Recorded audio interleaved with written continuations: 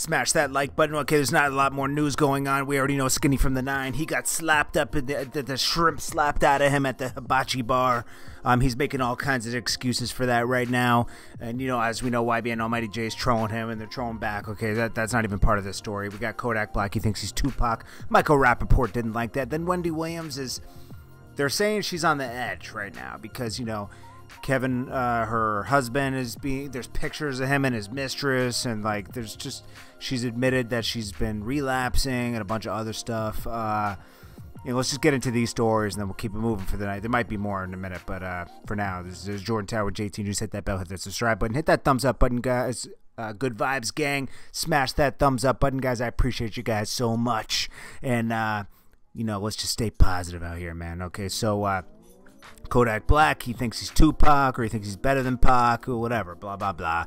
Michael Rapaport didn't like that. So Michael Rapaport took to the gram, and he let his feelings be known.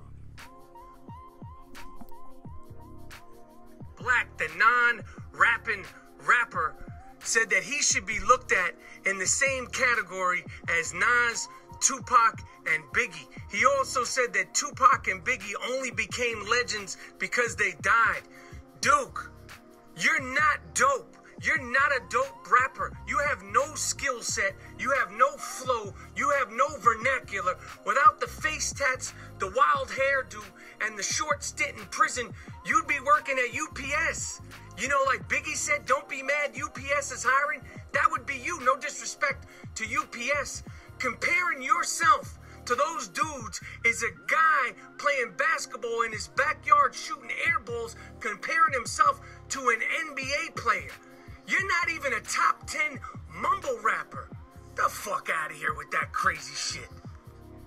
Now, I don't totally agree with him. I think that Kodak Black is dope, but why compare yourself to Tupac and Biggie, man? That's like totally different, different era. Different, it's just totally different, man. You can't even compare it.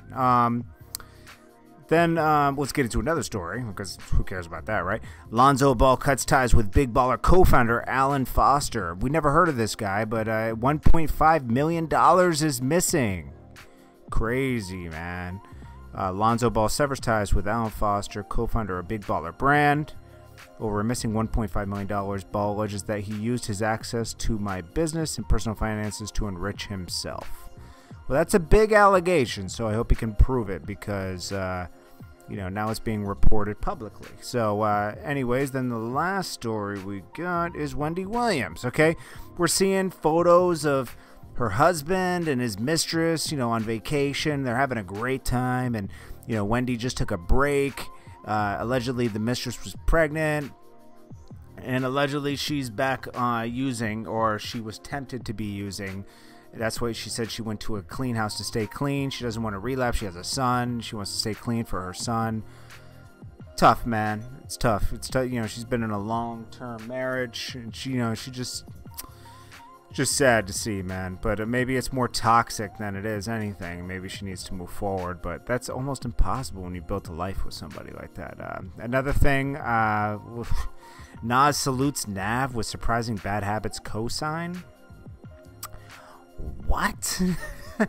Is Nas being paid to promote at this point? I mean, nobody, I don't know anybody that listens to Nav's music, man. I'll be honest, bro. Nav back at it again. Salute, bro. I'm going to tell you, man. I bet you Nas is friends with The Weeknd and everything, and they're probably working on something together. And he said, yo, man, I need you to co-sign that Nav, man. That's what happened there. Because tell me, who's listening to Nav in the comments? Nav came out of nowhere. Nav is just a manufactured plant out of XO. That's what he is, okay? Nothing special over there. A lot of effects on the voice. It's crazy, man. Anyways, guys, I'm not trying to hate. I'm just being honest, man. I mean, if it can't be honest, it can't be honest. But that's how I feel. If you like Nav, you like Nav, man. It's Jordan Tower with JT News. Hit that bell, hit that subscribe button. Check me out later. I appreciate you guys. Good vibes, gang. I'm going to put a little inspiration inspiration from me on the end. Let me know what you of motivation.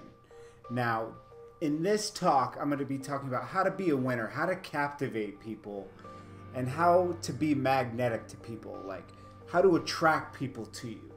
How do you be a leader? Well, first and foremost, you have to know, and no matter whatever you're doing in life, that everything's going to be okay. Everything's going to work out. So you got to put your best foot forward, risk it all, and just know that everything's going to work out and everything's going to be okay. You're not going to just fall on your feet. Sometimes you will, but it'll be okay. You just got to fight the fight and know that everything, and have faith in yourself that everything will be okay. Next, be the way that you are, and just be who you are. That's all that matters. Who you are matters more than what other people think. This is how you become yourself and become unique to others. If you're always following other people and worried about what other people think, and you follow what they do because you're worried about being different, then you're not going to be unique, and you're not going to be different than everybody. And then you're going to just be like the others. And then you're always never going to grow because you're always going to be wondering what they think about you. And that's not good. You have to be your own person with no fear and realize that everything's going to be okay. Even if they think ill of you, or they don't like, or they make fun of you, who cares? You are yourself. There's only one you. Don't be like everybody else and be a lemon. This is what leaders are. They believe in themselves and are who they are and don't care what other people think. Next up, have integrity and be honest. Don't lie at all. Don't leave doubt in people's minds. Even little white lies, like you did this or you picked this up at the store when you didn't do it, and you tell people what you think they want to hear. You lose integrity when these white lies come to fruition, when people realize, like, this guy's lying all the time. They don't know when to trust you. You want people to trust you no matter what. Without a doubt, they can trust everything you say is 100%. You don't want to leave any doubt in anybody's mind, and you don't want them to ever question you.